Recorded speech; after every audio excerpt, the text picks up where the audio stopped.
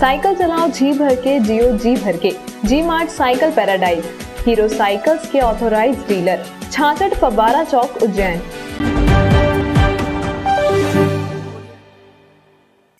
नमस्कार, जय श्री महाकाल। न्यूज मालवा के आज के बुलेटिन में आप सभी दर्शकों का स्वागत है और मैं हूं आपके साथ श्रद्धा पंचोली। आइए नजर डालते हैं न्यूज मालवा के बुलेटिन पर।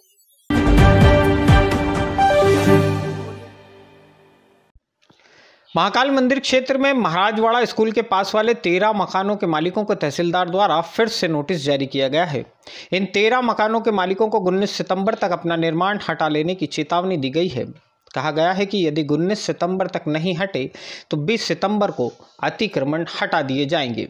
तहसीलदार अभिषेक शर्मा के कार्यालय से जारी हुए नोटिस में उल्लेख किया गया है कि 11 अगस्त को शासकीय भूमि सर्वे क्रमांक 2252/1 और 2252/2 के भाग पर किए गए अवैध अतिक्रमण को हटाने के परिपालन में 7 दिन का समय दिया गया था। 7 दिन के नोटिस के बावजूद अवैध अतिक्रमण नहीं हटाया गया, लिहाजा अब 19 सितंबर तक मौके पर किए गए अतिक्रमण को स्वतः हटा लें, अन्यथा 20 सितंबर को अतिक्रमण हटाने की कार्रवाई की जाएगी। तहसीलदार कार्यालय से ये नोटिस 13 सितंबर को जारी हुए, लेकिन रहवासियों को 15 सितंबर बुधवार को मिले। तहसीलदार के नोटिस के बाद एक बार फिर से 13 ही परिवारों के बीच खौफ की स्थिति बन गई है। प्रशासन की कार्रवाई के विरुद्ध सभी 13 मकान मालिकों ने जिला न्यायालय में अपील की। जिला न्यायालय में इनके प्रकरण में जमीन सीमांकन अपील पर 25 सितंबर और स्थगन की बहस पर 29 सितंबर की तारीख तय हुई है। जिला न्यायालय में केस चल ही रहा था कि 4 परिवारों ने हाईकोर्ट में भी अपील कर दी थी। इनमें इन्हीं 4 परिवारों को हाईकोर्ट से स्थगन आदेश भी मिले हुए हैं।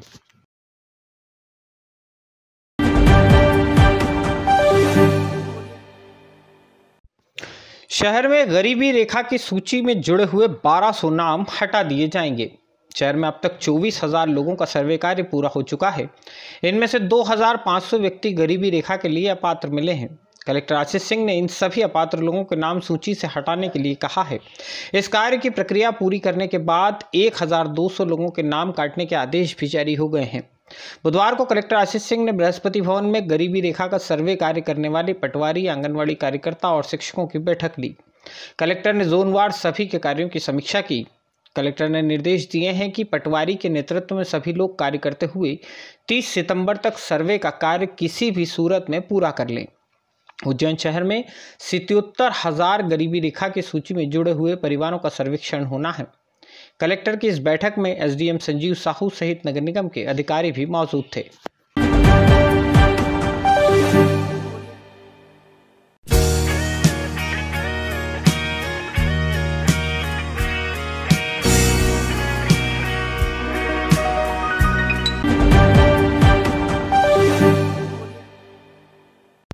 शहर में 2016 के बाद सिंहस्थ क्षेत्र में बनाए गए सभी अवैध निर्माण को चिन्हित कर अतिक्रमण हटाने की कार्रवाई शुरू की जाएगी। सिंहस्थ क्षेत्र में हुए सभी पक्के निर्माण कार्यों को हटाया जाएगा। कलेक्टर ने फिलहाल सभी अतिक्रमण चिन्हित करने के निर्देश दिए हैं।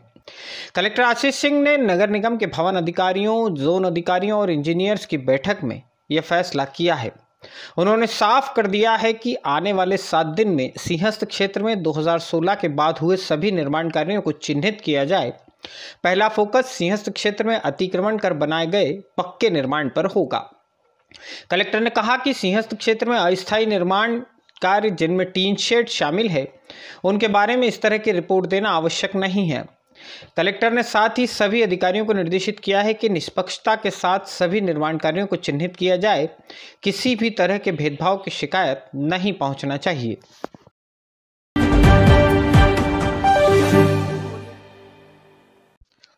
महानंदा नगर कॉलोनी में रहने वाले बैंक मैनेजर उमेश धनोतिया के घर हुई चोरी का राज आखिरकार पुलिस को पता चल ही गया है। बैंक मैनेजर के घर से सोने के आभूषण घर की नौकरानी ने ही चुराए थे। 11 अगस्त को हुई इस वारदात के मामले में पुलिस ने महाशक्ति नगर में रहने वाली एक महिला को गिरफ्तार किया है।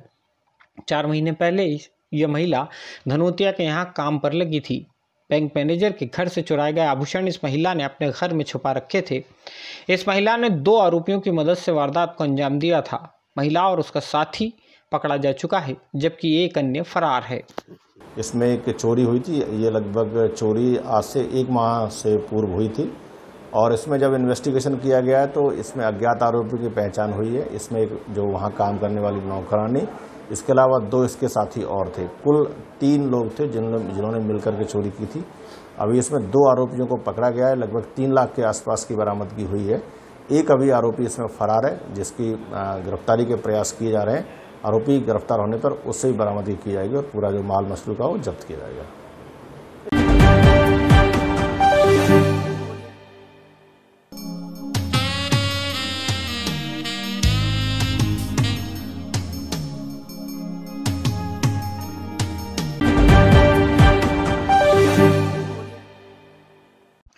पहले शहर के कुछ रेस्टोरेंट, फिर महाकालेश्वर मंदिर का लड्डू प्रसाद, फिर कोठी रोड चौपाटी को हाइजीन रेटिंग के स्तर पर ठीक करने की कोशिशों के बाद अब मक्सी रोड सब्जी मंडी में भी खाद्य सुरक्षा विभाग एक नया प्रयास करने जा रहा है।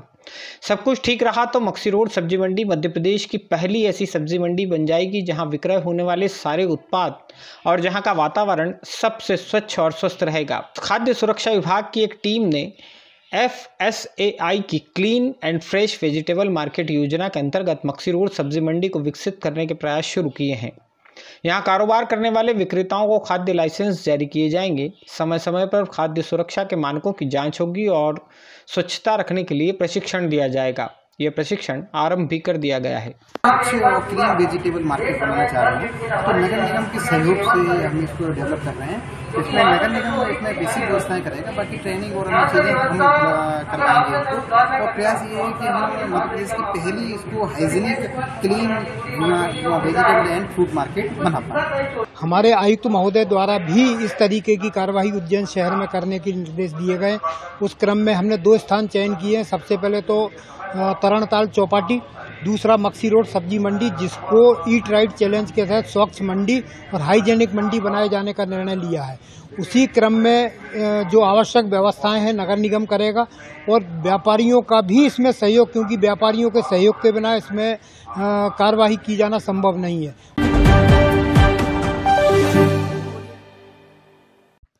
उज्जैन शहर के लिए ये बड़ी खुशखबर है।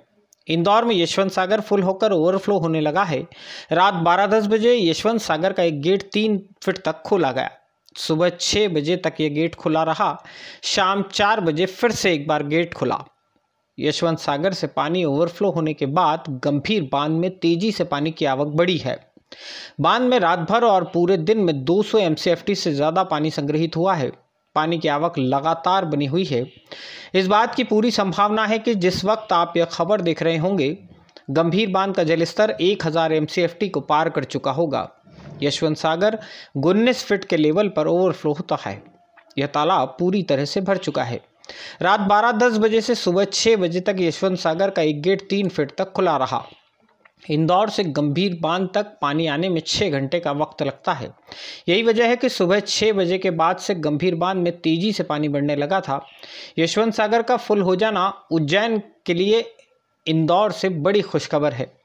अब गंभीर बांध का कैचमेंट क्षेत्र 2 गुना हो गया है, यानी इंदौर के आगे वाले हिस्से में भी यदि कहीं बरसात होगी तो वह पानी भी सीधे गंभीर बांध में आएगा। इंदौर और उज्जैन क्षेत्र में हुई बारिश के बाद क्षिप्रा नदी का जलस्तर भी बढ़ गया है। क्षिप्रा का पानी रामघाट पर छोटे पुल से लगभग 2 फीट ऊपर बहता रहा।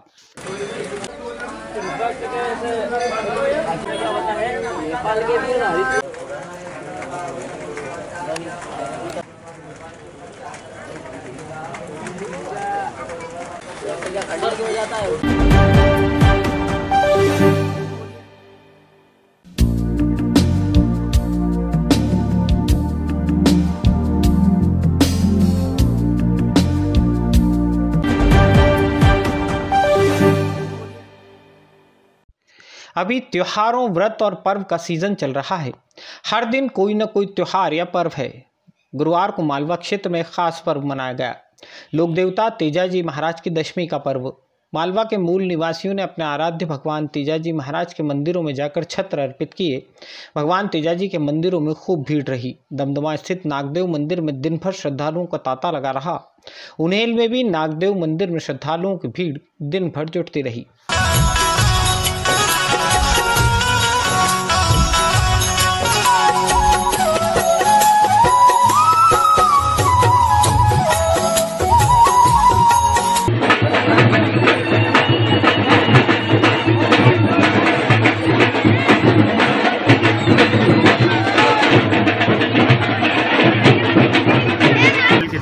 बार भी विजयादशमी पर्व बड़ी धूमधाम से मनाते हैं हम, पर इस बार पानी के चक्कर में इसका कारण बीमारी के लॉकडाउन कोरोना के चक्कर में, इस चक्कर में ये कार्य हमने थोड़ा धीमी गति से मनाया है। कुछ तरीके से शॉर्टकट में मना लिया है और जाके बाहर से हार फूल प्रसादी लेके अपना दर्शन करके और बाहर से निकल जाए।